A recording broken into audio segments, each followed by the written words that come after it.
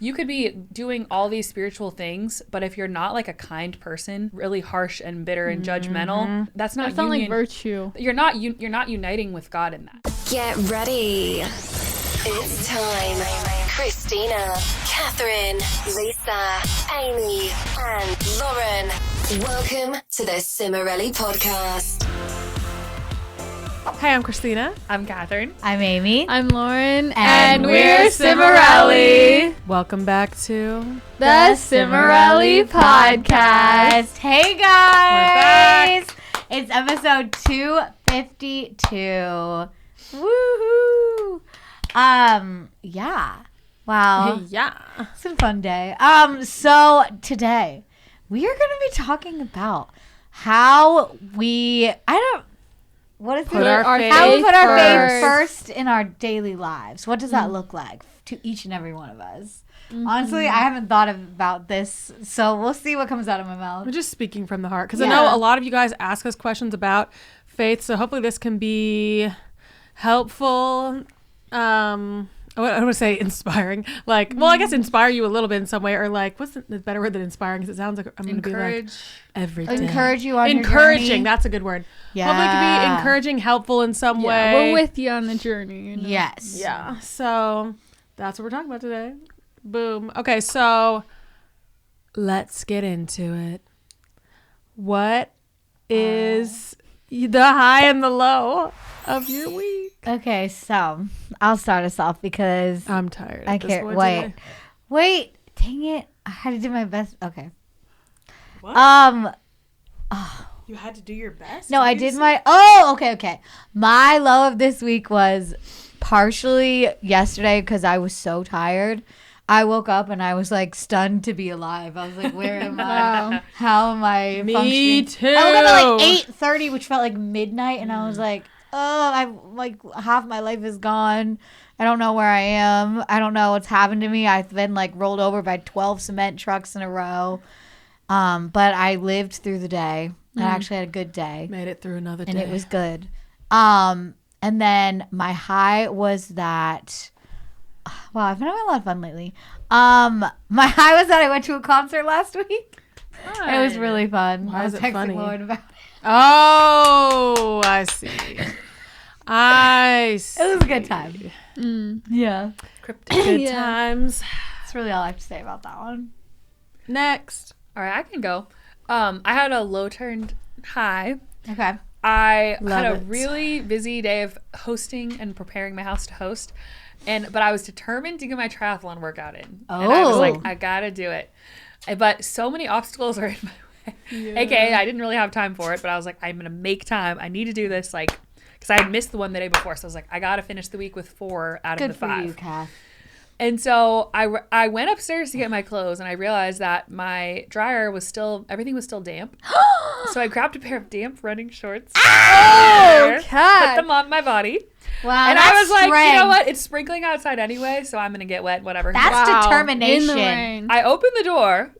It was pouring rain. I was like, I was planning on doing like a nice light sprinkle run in the rain, but this was like actually pouring, and I was like, I fear this is going to ruin my electronics, because I was wearing my Apple Watch and I had my headphones and my phone. Oh, my headphones never have a problem with that. What kind of headphones do you have? I would wear a hat. Oh, I have like the I've run candy them. ones. Oh, I've run them Just through the don't know. washer Or a multiple hood. Me times. too. Yeah, I just was What? like, all right. Yeah, me too. Wait, My skull candy. My Apple ones. Yeah, they're Whoa, good. That's crazy. Wait, like the little ear pod? Or the like ones The you get with normal your ones? phone. Oh, Those yeah. hurt my ears so They- much. I same. can't wear They them. hurt my ears too I much. love them. I can't wear them. But yeah, anyway, I just was nervous that my electronics, my phone literally just broke from liquid today. Yeah. So I'm like, rip. But anyways, so I was like, I gotta do this. Even I'm here, I'm ready, I'm wearing damp shorts, like I gotta go. So I took myself to the gym, and I did it in the gym, which I was nervous because I hate running on treadmills. I think it's so boring. And I was like, how am I going to get through this stupid 25-minute run? I was just like, bleh. But I actually felt pretty good. Nice. I ignored the stupid news stations. I hate them. Yeah. I did not want to see all their depressing I know. stuff. Who wants the news to motivate them while they're Oh exercising? my gosh. Not so me. depressing. Really Yeah, like makes you want to keep 3 different depressing headlines all next to each other. Well, actually, usually one of them is like sports, which I appreciate because I'm like, that's more neutral. Yeah. Anyway, so I just ignored that and I got in my zone. I listened to Bluest Flame. I love that Yes. Oh my song. god. It's Betty Blanco. It's so good. I don't know that I one. listened to it over and over. And Wow. It was good. So yeah, Good for you, Kathy. I think the biggest thing was just that I felt proud of myself that I Yeah. like did it, even though I kept having all these like Like, mini don't little- ask me how I did it. I just did it. It was hard. Yeah, That was I was like- just like, I feel like there's a part of me that I'm reclaiming that's like, I got the eye of the tiger. Yes. It's the And it's in do me. it tired. Yes. Do it not hungry. Don't do that hungry. Yeah, never do do it. it hungry. What is it? Not for Besides tired. Do it depressed. I don't know what this Do is. it you're referring to. tired. Do it unmotivated. Yeah. Do it damp. Do it scared. There Yeah. we Oh, go. I saw this quote the Don't other do it day. hungry though. I beg you.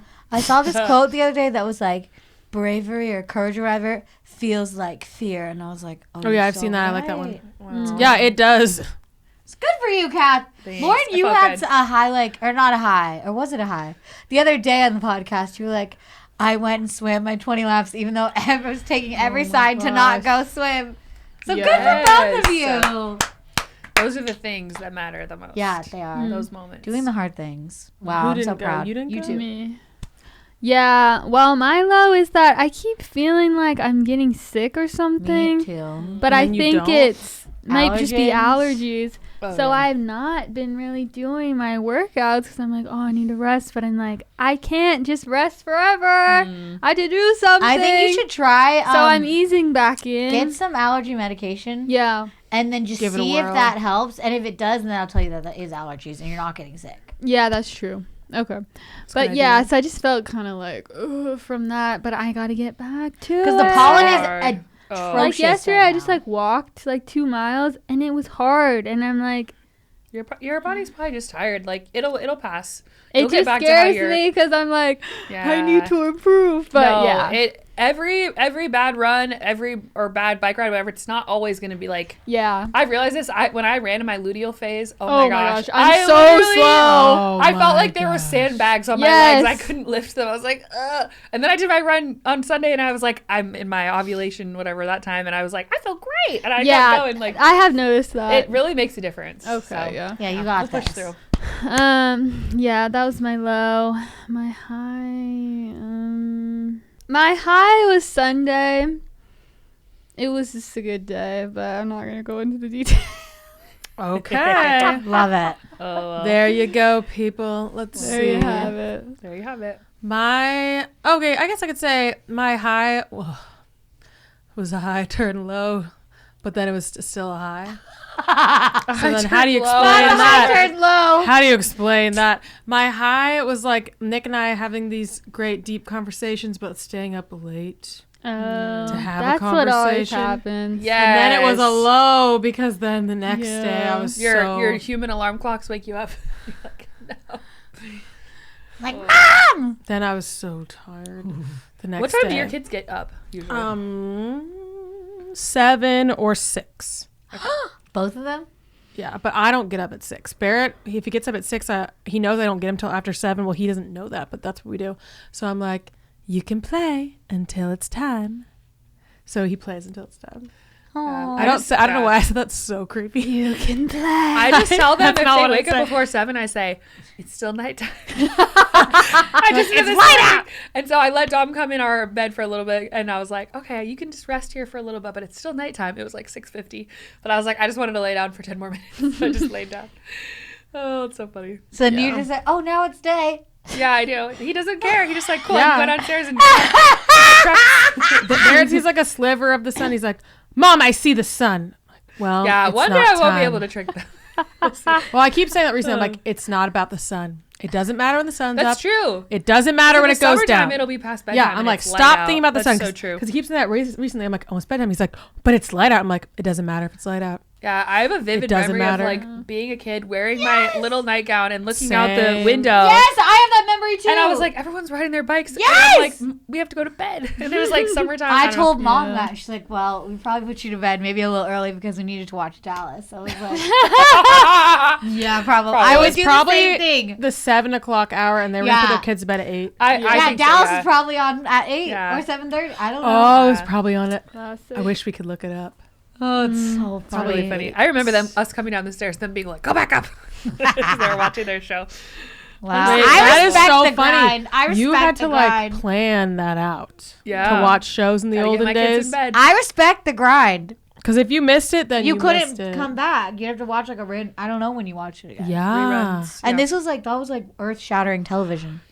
Wow. So I would do that. Good times. It was earth-shattering television? Yes! Okay. That was earth-shattering for the culture. Well, then that was easy. That was our highs and lows of the week. So, guys, if you're wondering where Lisa is, who would be here, Lisa is supporting her husband through his cancer treatment. So she is not in most of the podcast episodes, but she does her 5 POVs normally, I will say. She comes in normally like once a week to do TikToks with us because that's our biggest focus right now is our original music. And TikTok is obviously like controlling the entire music industry right now. So that's our biggest focus at the moment.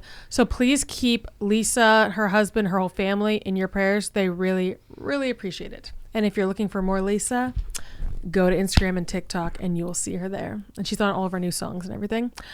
And then I need to tell you, if you want every single full episode, you got to join our Patreon. It's $5 a month and it's one of the best ways to support us. We appreciate our patrons so much. You guys get to be a part of Lauren's Take. The 5 POVs questions are always from a patron now. And you get every full podcast episode, all the past ones, all the past series we've done on there. We've done a lot of cool stuff. And every Monday there's a new video. Right now it's a bunch of vlogs and it's literally like being a fly on the wall in our writing sessions for all the new songs for our album. It is so cool because we just kind of forget that Ariel is like filming us or Amy was filming us. We're just like making the songs, whatever, and not really thinking about it. And it's so cool to watch them back now because we get to like, I don't know, because you don't know when you're making a song if it's going to be one that you end up using. So it's like really, really cool. So you get like really get an inside look at that. And there's also like Throwback Thursdays and there's a lot going on there. There's different tiers. You can do like an exclusive live stream with us every month where we play like a new song or we tell you something exclusive on there, something that no one else knows. So it's a very fun place. There's a lot more than what I said. So go check it out. Linked in the description, patreon.com/Cimorelli. Check it out and see like everything it has to offer because there's a lot. And lastly, this episode has a sponsor, so let's get into that. Today's episode is sponsored by Shopify.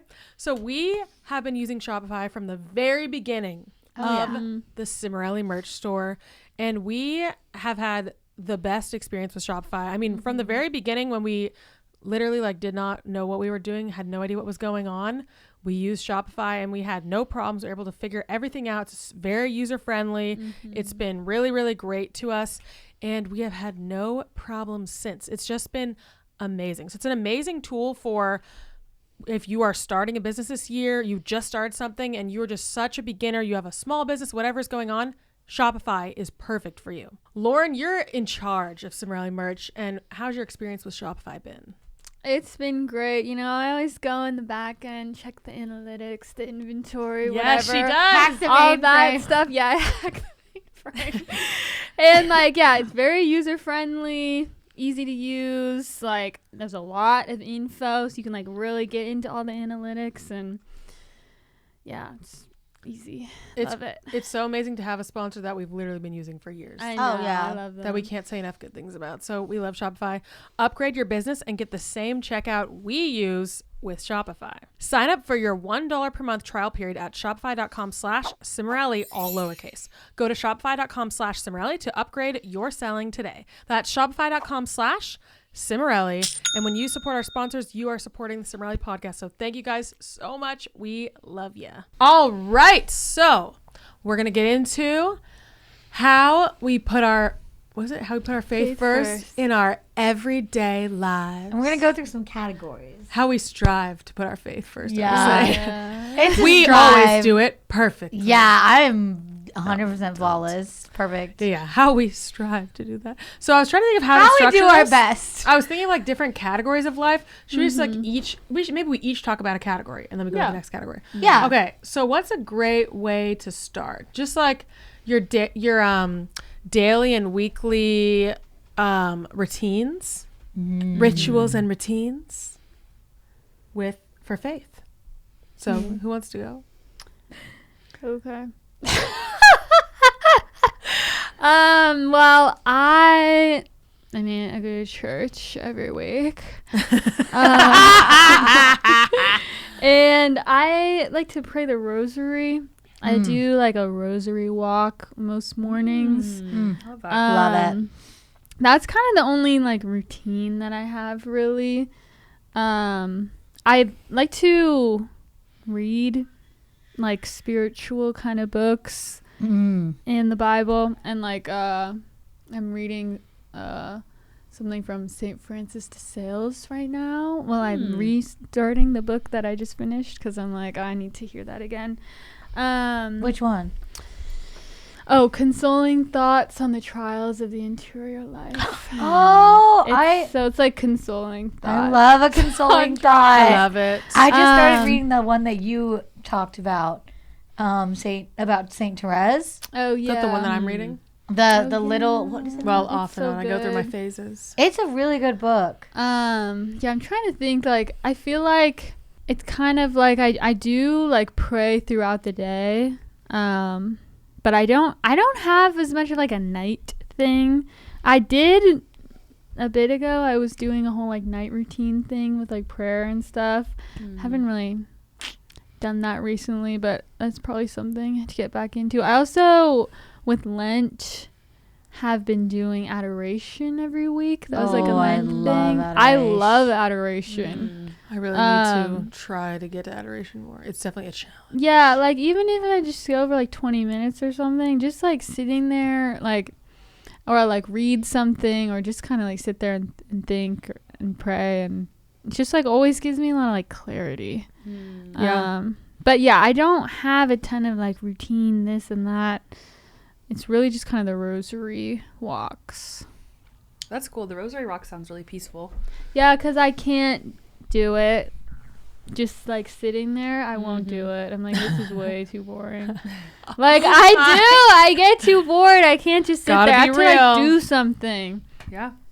And it's nice when you're walking. Yeah, I do nature. a lot of. Yeah, I just feel like I can like actually like connect more. Okay. No, I feel I'm that. doing I fully something get else. that. You next? Go down the line. So I feel like I'm still like struggling to figure out my daily As a mom, it's very challenging. I was just getting down on myself like yesterday because I feel like I had so many lofty goals for Lent and I have not been doing well on them. I've been failing as a mom, too. it's like we have a lot of built-in like sacrifices and things girl, you're sacrificing a lot throughout the day. I keep reminding myself of that because we Yeah. just can't do as much as we could before. And I really had, I feel like I'm just coming to terms with this like 3.5 years into motherhood of like, I heard people be like, oh, you know, you don't really have as much time when you're mom to just like sit down and read your Bible and have this like dedicated prayer time. So you start just like building it into your day. And I remember thinking like, well, that doesn't sound very good. Like I was just kind of like, how, like not for them, but I was like, for me, I'm like, how is that even fulfilling? So but I have kind of shifted to a lot of that. And I'm realizing like before I had kids, my spirituality was so like, I would wake up every morning, make my coffee. I would do my prayer journal. I had such a great routine. And every morning I would go to daily mass a lot. I would go to adoration frequently. It was so much easier. It was so much easier to get out there and do things. But then becoming a mom, I just feel like it really threw me off my routine. But I realized like I crave those like, I crave the adoration time. So right now I'm going to adoration maybe like once every other month, like not very frequently, but I've gone like a few times. I'll go a few times throughout the year. But in my daily routine, it's just these very small, frequent prayers that I realize I'm getting like more into that rather than sitting down in the morning and having a longer thing, which I'm trying to like help myself realize like it's not better or worse. Like I need to not compare myself to how I used to be with that. It's just kind of the season of life that I'm in. So like a lot of times I just say, come Holy Spirit. That's like a very common prayer. I love that. Like I think I just said that before this podcast episode. I was like, what the heck am I even going to say? I feel like I'm not doing that well with my prayer, but it's like, come Holy Spirit. Like what I'm doing. It's a humble offering, lol. Yeah. But it's like a heart contrite and humble you will not spare, O Lord. That is one of my favorite Bible quotes of all time. Seriously. That's you. But yeah, so like I do like these little prayers throughout the day. So like a lot of times if I'm going somewhere, especially like seeing a friend that I'm gonna have a deep conversation with, then I'll pray on the way there. God, open my heart to hear your voice through this person. Ooh. And open my mouth to speak your words. Wait, I love that. Oh, I pray kind of like that before I do therapy. That's good. Oh, I never once thought to pray before therapy. I think I used to like say what I need to say and like to say what I need to hear. Yeah. And then every night, this has more of just been like a natural, like, oh, I felt it and I just prayed it. It's not really as much of a routine, but it seems to happen almost every night when I'm putting my baby to bed. My husband has the twins and I have just the baby, and it's like a rare quiet moment, and I just hold him and I say like, thank you, God, for this beautiful family that you've given me, like, and it's just a feeling of like awe and wonder. I love it. And that feels like one of the most like honest prayers that I've done in my life. Yeah. And then also just like I sing the Salve Regina every time I put Asa down to bed. It's just kind of like part of the routine. Wait, that's so precious. And that's like I think it's either the Hail Mary or the Hail Holy Queen. Hail Holy Queen. Hail Holy Queen. Okay, yeah. Salve Marian prayer. And I a lot of times just sing it like. is the Hail Mary. Okay, yeah. A lot of times I just sing it as part of the routine. But then it's a great one. I feel like that'd be so relaxing. There's some moments where I think of it and I'm like, oh, this is like, I'm like thanking God for this like child, like through this prayer. I don't know. That's just really like nice, it feels like a gratitude moment. So it's just those moments, and I honestly laugh at myself because like every week when I'm at mass, like I don't hear a word. I'm just trying to like keep everyone from screaming, and like it's not a very restful thing, and it's not very peaceful. And I really do those very rare moments where I get to go to mass by myself. It's such a treat, and I appreciate it so much more now that I don't get to have it that often. So yeah, it's like it definitely has humbled me in motherhood that I don't really pray as much as I did, and I want to get back to the place where I'm waking up early before the boys and doing a really good prayer time, because I think that's good for me and my soul and my mindset for the day, but I'm just not there yet. I'm still exhausted, still catching up on sleep from not having a great sleeper. So I feel that. Doing the best I can, but I just feel like it's hard not to compare myself to how I used to be with prayer and stuff. So yeah. Okay, well, I do a lot of random things.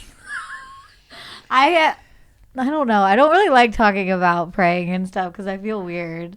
Why? Because I'm like, I feel like I shouldn't talk about the things that I do. Like, do not let your left hand know. I think it can be helpful to give people ideas weird for their own lives. Yeah, I don't know. So I do a lot of random stuff. So I wake up in the morning, and lately this year I got into waking up early again, which was amazing. So now I wake up early and everything is quiet and it's so nice. So I go for my walks, or actually when I wake up in like 6 o'clock hour, which is great, then I go and I sit on the couch and I do a bunch of different things. So I write in my journal to God every day because I'm like, that's the way that I feel the most connected. And I feel like my prayers. Spiritual journaling. Yeah, because do I know what I said? No. Do I need to know what I said? No. That's the journal that got like 9 million views on Instagram. Is my prayer journal, and everyone's like, wow, she's really going through something. I'm like, yeah. And I journal like during mass. I journal all the time just because it like helps me to focus. Because if I don't like journal or read during mass, like the readings, and I like underline everything as I'm reading it, so I can like really not that like, it's not because everything is like striking me so hard that I'm underlining everything, but it's like, it's easier for me to read while I'm underlining. I don't know why. So I got this book from the cathedral actually. And it's like all the readings for the whole year. So I have that and I read that every day and I underline while I'm reading. So I'm like trying to focus. And so I read all the daily readings. I do my journaling. And then also in that book, it's like read the whole Bible in a year. So that's my thing this year is I'm trying to do. That's good. So, but I don't know anything. So I'm like reading it with not really a ton of context. So I'm like 300 and something pages in. Wow. And I'm like shocked. But I do it every single day. There's like 2 or 3 chapters it says on the bottom of the thing. Wow. So, I mean, Second Kings right now. I don't really know what's going on, but I'm trying my best. Because, God says, the word comes back, never comes back to him the same. So I'm hoping that even if I don't know what I'm doing, it'll do something, And then I try to pray 3 rosaries every day. But that's a lot of time. So I do a lot of them while I'm driving or I'm sitting. And some days I only do 1. And then I was trying to do the Lenten thing 2 every day on Hallow. So a lot of routine. I go to mass a couple times a week too. I thought you were going to say a couple times a day. That's my A couple times a day. That's my life. Wouldn't be surprised. Well, that's my life. Yeah. All right, so mine's pretty similar to Kath, but I'm a little, ahead of her in the motherhood journey. Wait, how ahead am I? You're a year the ahead of twins me. born? You had Barrett a year before the twins were born. Yeah. Are they really a year apart? Yeah, because August of 20. Somebody I thought they were 2 years apart. Okay, that makes sense. Yeah. So yeah, life drastically changed, and suddenly I didn't have this like great morning routine and like great evening routine. Like some nights, it's just like you finish bedtime and you just like collapse into your bed. Don't I know it? And you like, man, I really wanted to read this. I really wanted to do this. I really wanted to do that. And you like literally can't do it. And there's a lot of mornings where you're just like, I absolutely cannot do anything but lie here and rot for those precious 15 minutes before my children get up, and you just don't feel like you can get up for them. Or you're just like trying to put clothes on. In the future, I know I'll get to a place where I have a morning routine again. But we're at like a certain season with littles. That's what people say online. I can't do it. Okay. That's what the millennial mamas say. I can't do it. But we're in a certain season. When you have toddlers, it's you're just surviving. You're making it through every day. Yeah, you're just making it through every day. And I've gotten to a really good place with that. Initially, I was like, I remember my first Lent, I was like, this is devastating. Like, I couldn't believe how little I was doing compared to the year before. Mm-hmm. But then I started to become at peace with it and realize that as a mom, you have like spiritually like sanctifying or like growing experiences every single day. Your children give you so many opportunities to grow spiritually every single day in, I would say probably in like all the virtues, like with, plenty of things. I guess I maybe don't get too much into it, but basically I realized like every day for me can be like really important versus what I was thinking before, which is like, oh no, I'm a mom and I can't do any of these things. Like I suck basically. But then I was like, no. What I'm doing is so important. Every day I'm like really pouring everything in me out to raise these children and to sacrifice. I'm sacrificing every single day. There's not really a day that happens where you don't have some kind of sacrifice. Sometimes it's smaller. Sometimes it's not that much sacrifice. But like I said, I'm sacrificing morning and night routine pretty much every day. I'm sacrificing even that just peaceful. like time to yourself. Like one of the older moms in my Bible study said that this morning. She was like, her kids are like all, I think in their 30s or something. She was like, I know it sounds crazy, but you will have time to yourself again one day. And I was like, I can't even picture what that would be like. It is crazy. But I know it'll come around again. It's like, it's like even I have actually, now that I have like a 4.5-year-old, and since I had a 4-year-old, I really have plenty of days that are like not that hard anymore and like pretty dang good. But I'm still sacrificing even on those days because like Kath said, it's not like I can just be like, all right, I'm going to take off and go take a bath for a bit. Like I'm really stressed. Like I can't do stuff like that. So I kind of changed my mindset on things and started seeing my like daily life as like a spiritual experience and like exercise. But isn't basically that also how it's supposed to be? That's what I think. It's true. Well, that's what I realized is these daily things we can do are really important and can be great. And also sometimes we're in a season where we can't do any of them and we're like caretaking in some way. Maybe it's not even kids. Maybe it's taking care of a family member or the elderly or something. And that is incredibly spiritual and like, what's what I'm looking for? Like a sanctifying experience. So what I actually can incorporate every day besides that, which I think is like the most important thing I'm doing every day, is, okay, so I go through phases where I can get more spiritual reading done. And sometimes I just say, just do 1 page. So I do like to read 1 or 2 pages of some kind of a spiritual book at night. I don't do it every night. And I try not, I'm pretty good at not guilting myself when I don't, because what is that going to help? And then spiritual journaling, I do pretty often, actually. Oh, it's so good. It's really nice just to like pray through your journal is really nice. Obviously mass church every Sunday. And then Nick and I, we try to do like once a month where we each go alone to church that day. So like one person stays home with both kids, and then later in the day the other person stays home, because we have like 3 different mass times we can choose from. And it always feels like a vacation. So it literally I love a vacation. feels like a vacation to go to church alone and sit there and not watch anyone and like listen the whole time. Feels amazing. Wow, So I love that for I you. love to do that. And then, yeah, morning routine is just out at the moment. Hopefully we'll be back soon for that one. But yeah, I'm not doing that much in my daily life, like routine wise. And I'm praying throughout the day and trying to like keep myself focused on that, which you can do. It's like you can make like your life, your day a prayer, basically. Yes. And like keep that in mind all day, like as you're raising your children. That and is thinking your about life. like what's the goal here, and like what am I really trying to instill in them, because in all these moments you're instilling different things in them, so you really think about that. So I've kind of gotten to a place where I'm like, what I'm doing, like this is the spiritual work at the moment that I can do, and I do my best outside of that, but I don't put too much pressure on myself, because it can be too much. But I am very excited for the day that will come when I can do more things like I used to have more of a routine.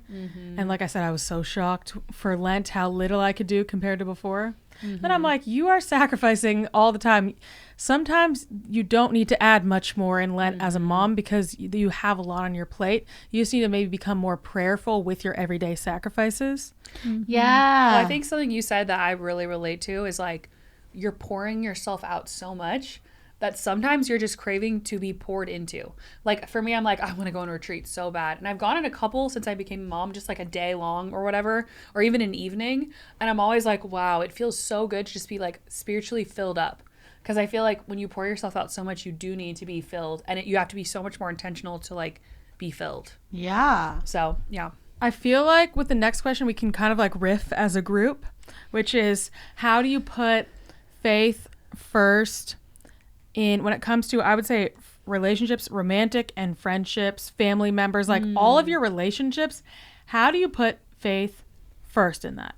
And I would say for this is like putting like the dignity of the human being in front of you first, like keeping that in mind with people. Like often we have like a lot of interactions with people, and everyone does, right? And it can be a lot of different ways. So you can be gossiping, you can be talking like badly about someone. You can just be like talking about something that's like not that helpful. I don't know. You can be like pouring into each other and like growing. Like you can really choose like what you talk about and what your time together consists of. You can be going on a walk together and I don't know what the heck. Yeah. Like you can really do different things with the way that you interact with other people and like what you bring to the table. So I would say for me is I'm always thinking about like growth, and I think about that, and I think about the dignity of the other person, and I think about like I do think about like, how am I impacting them? Is what I'm saying possibly going to impact them in a bad way and lead them down a bad path? And sometimes I'm like, yeah, that's not a good idea. So that's what I do. I keep in mind how I'm impacting people when I talk to them, and like what path this is going down. What would you guys say? I mean, yeah, I agree with that. I also like pray for my relationships a lot. Yeah. Like every day I do. To like guide me to like love people like purely. And like also usually for like healing for people, you know, a lot of people need healing. I mean, the first thing that comes to mind was kind of what I said earlier is like, I try to pray every time I'm going to hang out with a friend, because like, I think just every conversation, especially if you're in a situation where it's a deeper conversation, can be like Life-giving. Yeah, life-giving. I really love that that's word. a really It good can give phrase you for life. this. Yeah. And I don't know. I think something that I like really want to do and like strive to do or whatever is like, I want to like see the good in people and see God in them and hopefully point that out to them or like encourage them if they're like going through a hard thing, or just like show them like the thing that I see in them that's good. And hopefully, I don't know, I just feel like that is like the epitome of like Christianity is just like humanizing people and loving people like in a way where they feel honored, and like you're acknowledging their dignity, and you're also even deeper than that, acknowledging the beauty, because like beauty is the presence of God in a person. Yeah. I think life giving also doesn't have to be like you're just being positive all the time. Like you can be opening up about something like devastating or talking about something really difficult in your life, and it can still be a very like life-giving conversation. Yeah. Well, it's just like being authentic, like spending time with someone, just being real, and then being real, and you're both just able to be yourself. Being authentic. Yes. I was thinking about that a lot lately, about like love in all of its forms, and how good and like healing truly loving people is, where it's like just being seen by someone who like sees you in a good way, in a real way, and understands you. It's like one of the most healing experiences. And like I can be a pretty closed off person, so I've been trying to be more open and like see people more and better and encourage, and just like be a person that can like, and I need a lot of help from the Lord for this, because I find it hard to like sit and let people be. But like, yeah, by like having that strength and courage to just sit and let people be exactly as they are, and not try to do or be or make anything. And that's good. what I would think. I feel like I don't actually talk about God and religion and stuff that much, and I don't really know why. I think I kind of have like a weird thing where it's like, oh, you have to be a very specific way to be religious, and I'm not exactly that way, even though like you guys just heard me, I do many things. You do so much. I don't identify as that religious though. Like, but I also why? think like the more you overtly talk about it with people, it can be sometimes like kind of preachy, or like you're just trying to shove it down. I don't know. someone's throat, Yeah. Like if Yeah, you're I just do love to trying preach. to. Yeah, But only if people want to hear it. it's just weird. I do though. I feel sometimes, not in a bad way, but like I'm like a pastor giving a speech. No, and I love like, it. You know, God is just blah blah blah blah. Yeah. But I only do that with people who like want. I like hear want God to talk and wanna about talk God about more, it. I fear, because Okay, so I maybe that's think like it's your not new, just for a certain type of person that knows a everything. new development Yeah. you want. Yeah. I feel that too when I'm around certain people who mention God, not all of them, certain people who mention God, then I get this really like great vibe from that. Alex, our brother, hates when I say vibe, so I should say spirit. But because it's like new agey or something, I don't know. There's certain people, and I just love how like speaking about God, it's like God is such a part of their vernacular. Yes. But it's like they make it such a part of like their everyday life when they are speaking about things, and I'm like, I would like to do that more. But I know what you mean when it's like some people, and you know what, bless them, but Bless them. They try. may God bless them. But sometimes it's like, you know, that's their journey, but it's like feels like they're like forcing it on you, and you know what, they're just going through their journey. Yeah. So I'm not judging them at all, but I'm just saying sometimes it makes me a little bit uncomfortable. Yeah, it's been really good because I started going to this Bible study, and I've like met so many new people, and like talked so much about God, and like learned a lot, and also realized that I know a lot more than I think I know. And I'm like, I literally have read and done so many things, and yet I think I know nothing, just because I don't know everything. Because you have a heart contrite and humbled. I try. So yeah, that's is what I've true. been thinking. And then lastly, I would just say, I feel like something that people of faith, Christians, think a lot is like, what does it look like to live out your faith in the culture? In like how do I say that? In like the culture where we live in America. It's like, I guess it depends on where you are. It can be, a lot of it can be the media, pretty like secular, right? It's not like super Christian media, whatever. So in your everyday life, when it's like the music you listen to, the shows you watch, like the clothes you wear, like what you're, just like your daily life where you're not in a Christian environment, which is a lot of places. Like, I should say career too. I'll add that into this. Your career, your workplace, which our workplace is a Christian environment, but Yeah. but wherever you are, how do you live out, like how do you put your faith first in like your career, your daily life, places that are not a Christian environment? Where does that come into play? Kind of For broad. me, it's more just like putting, like not compartmentalizing my faith. So not going into a space that's not a Christian space, whatever, and then just compartmentalizing it, and you just don't, like, I think that does happen sometimes. Yeah. Like putting your values first. Yeah. You know, if you normally mention God, you can mention God, right? Yeah. Not being like, oh, I can't say the God word. Like feeling like you can say it. Because I remember I did that in LA. It was, at the time, it was more of a hostile environment. And some people were like really weird about God, I will say. And I didn't say as much for a period of time. I did kind of like stifle myself and push things down a bit. But then I was still letting like, for sure, our values like come first, for sure. So always putting your morals and values first, not letting anything like push you to compromise on that. But then also, like, if it's authentic for you to mention God or mention something Christian, like to bring that up if it's appropriate, which I feel like most of the time it's appropriate, depending on the situation. But that's what I would think. And in your career, it's like prayerfully considering that with your career a lot. Like, is what I'm doing like bringing glory to God in? It could be a unique way, like more unique than what you would think, or like, God, is this your plan for me? And like try to listen. That's the hard thing, to go like, God, is this your plan for me? And then you just kind of wait and you just sit and you live each day, and then you like see the fruits of what you're doing, like with your relationships, with your career, with whatever's going on in your life. Like, look at what are the fruits of what you're doing.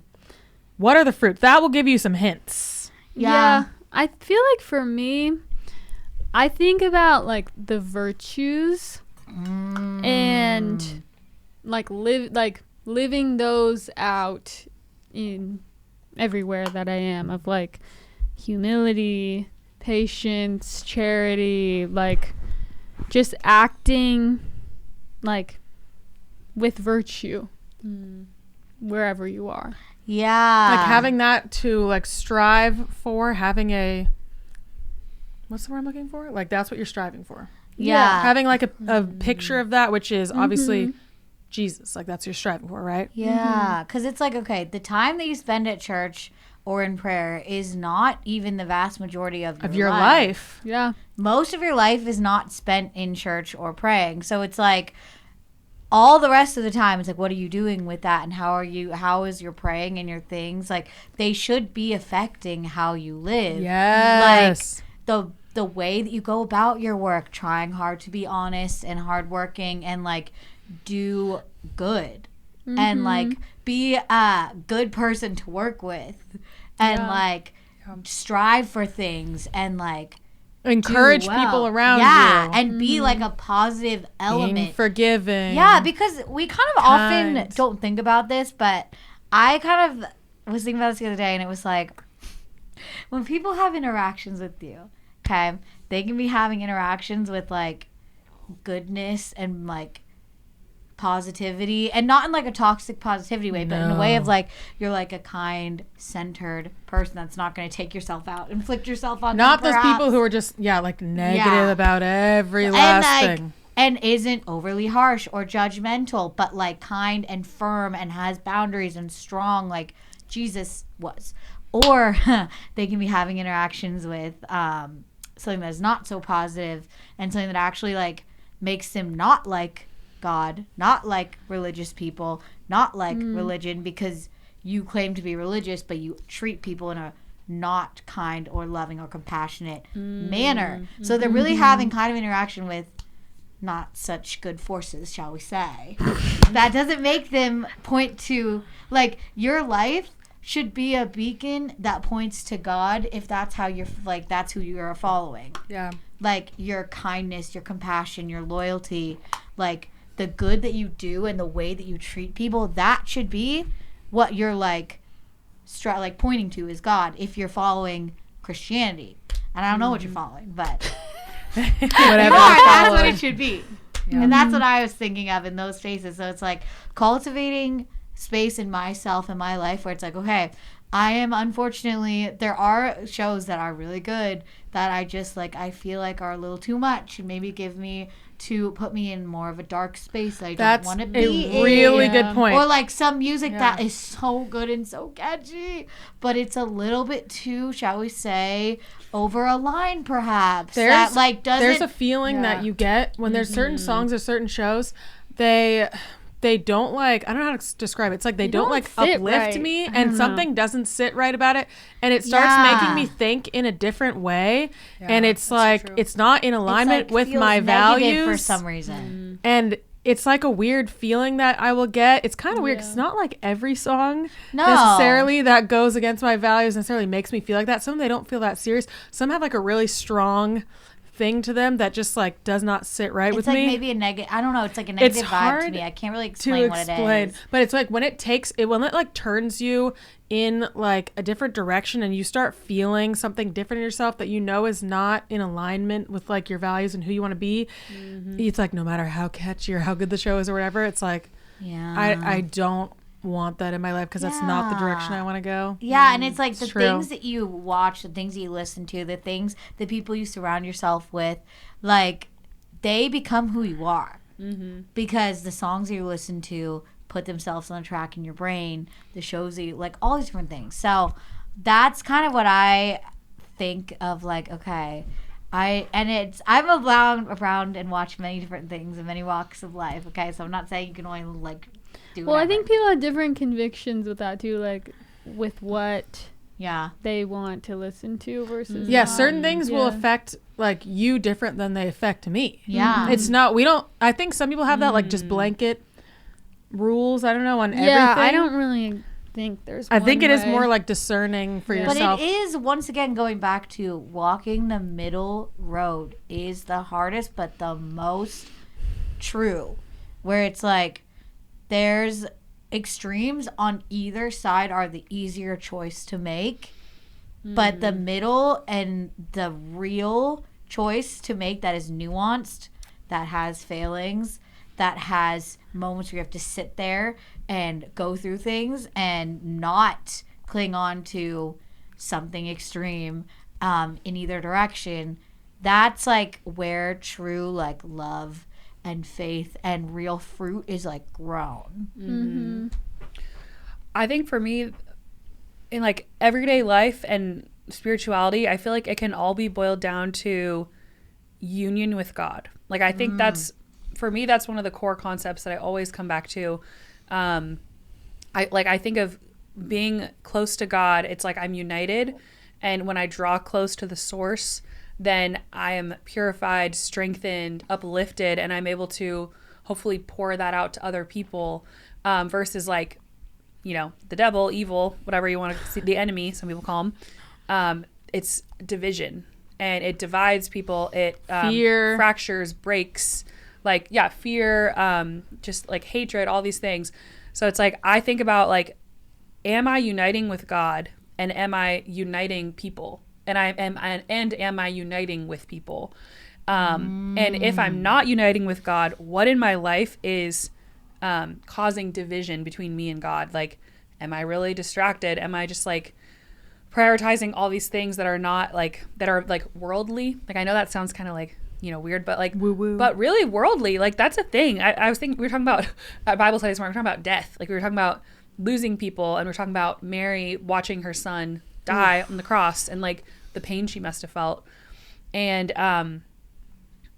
what was I? Wait, I was going somewhere with that. The train left the station. Oh, I was thinking about one of the questions that was so good to like reflect on was like when you think about like, what is like, it was like, what is the way that you want to live your life? Oh, if you're like to think about like when you die, like how do you want to have lived your life?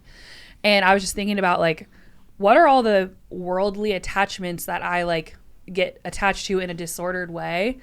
I mean, to me, one of the biggest ones is just like distraction, like getting really distracted, going on my phone mindlessly when I could be like really present and connecting with my children or husband or friends or family or scary thoughts. With God. Yeah. It's like a lot of times I think the most insidious things in our daily lives are the most subtle. Like it's just these harmless things that become not harmless because, but I think if you can just really focus on union with God, and through that union with God, you will be uniting with your highest, best self and hopefully pouring out into other people and uniting with them.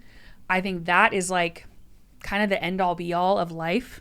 Yeah. And like to me, that's like the highest value that I'm always coming back to. Like with anything, what am I doing for Lent? It's like, how am I, like, will this unite me to God, or is this just about my own ego and me, like this like worldly thing? Like, I feel like that's a great way to like kind of like it, because like fruit is such a like that's the thing I think about a lot. It's like you could be doing all these spiritual things, but if you're not like a kind person, or you're like really harsh and bitter and judgmental, that's not like that's not like virtue. You're not uniting with God in that. Like God, because that's not how God is. Yes, like, I was thinking about this a lot, Lily. Okay, so there's this line in this movie where this girl, like, whatever, she and it always strikes me where she was like, I was afraid, and people do terrible things when they're afraid, because she like totally betrayed her friend. And I was like, that is one of the truest things I've ever heard. Like, we do the worst things we could never think we would ever even be capable of, because we're scared. And most of the time we're scared of being seen for who we are. We're scared of being seen for like the dark things about us. And so we're scared of God seeing the dark things about us. We're scared of others. So we do these crazy whack things to like hide and to judge and to like get the light away and to like not be seen for that, because we're afraid, and we do these crazy things. But it's like perfect love casts out fear or whatever. So it's like the more we can be aware of like our fears of like what we're afraid of and how much that affects the things that we do, the better people we can become, because most of the horrible things we do are just because we're scared. And like inviting God into that, into like your flaws. I remember when that changed for me, that like is the biggest game changer, when you realize like God, it's not like I need to be a perfect Christian, whatever it is.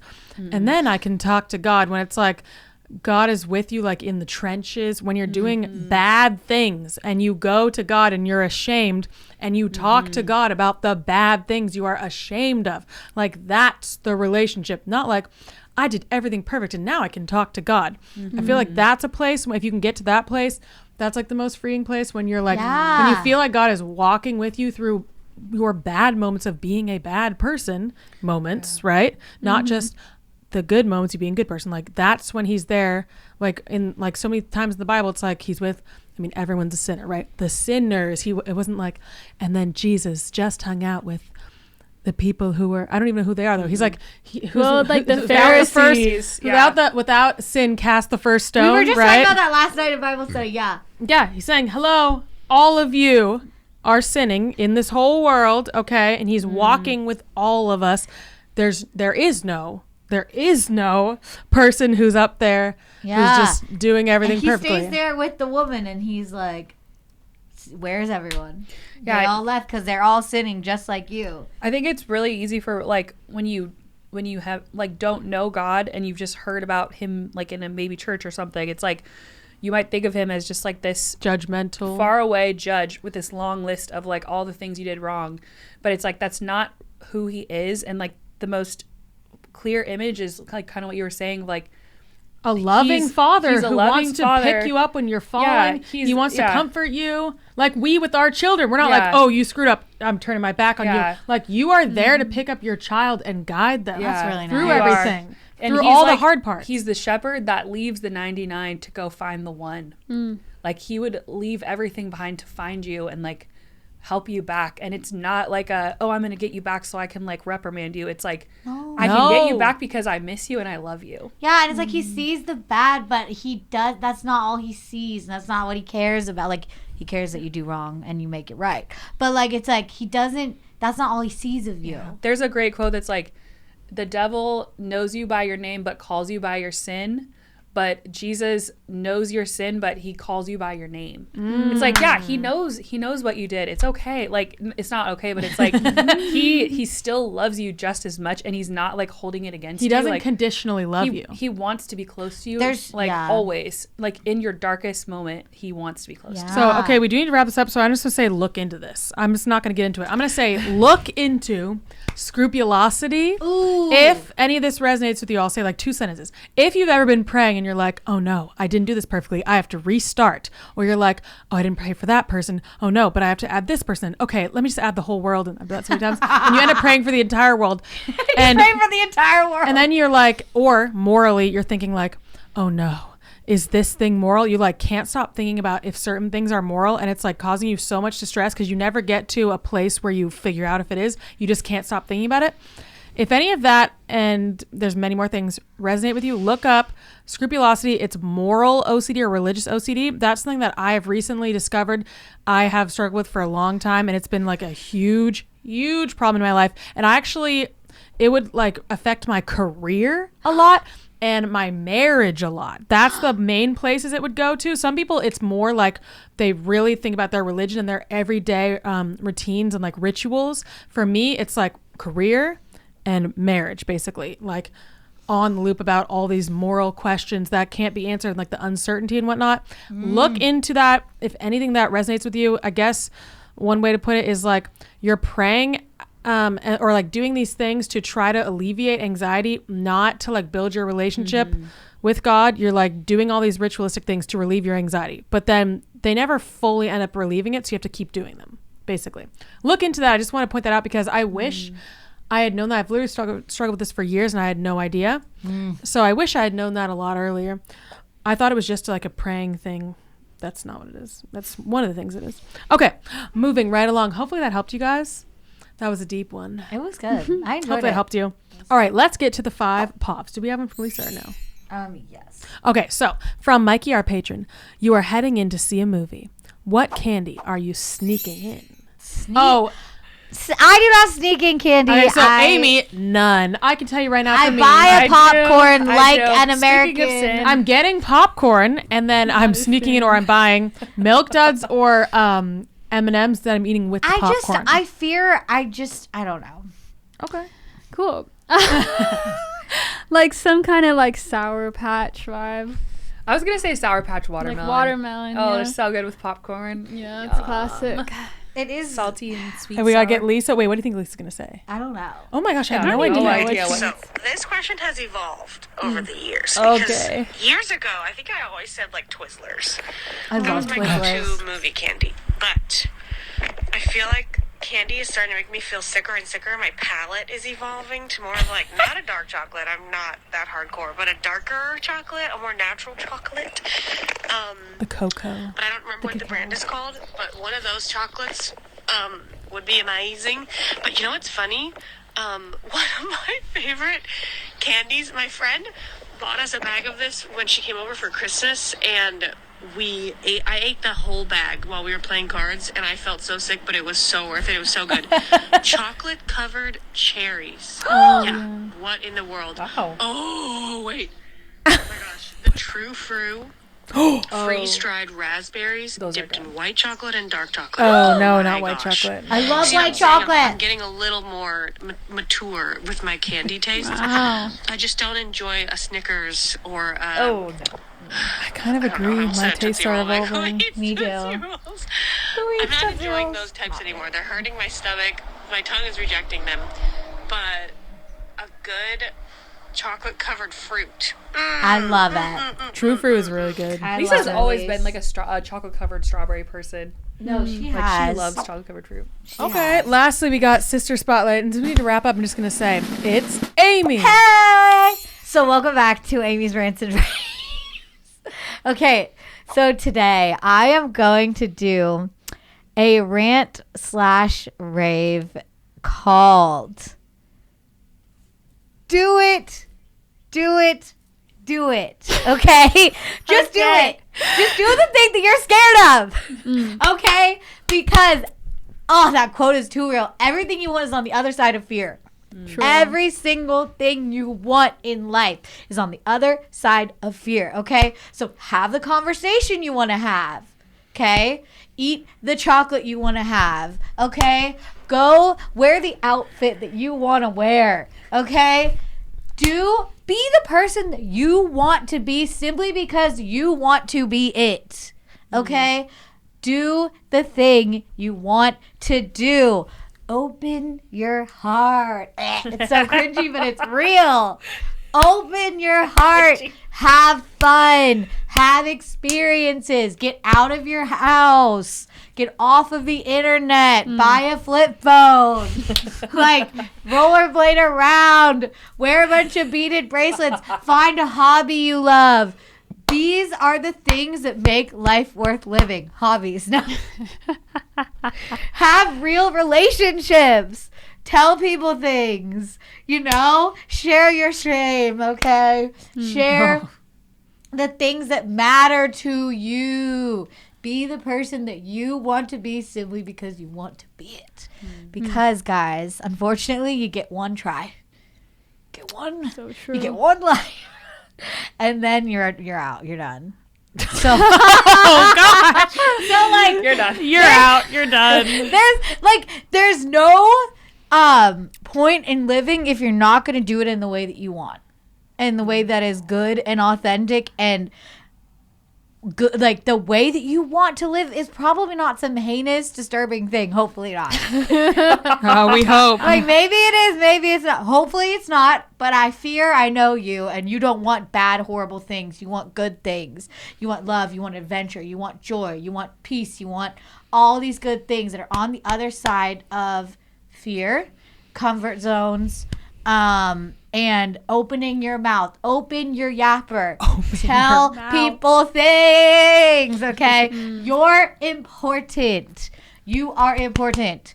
You are the only person that you are the person you should be the most important to in this world, actually, because guess what?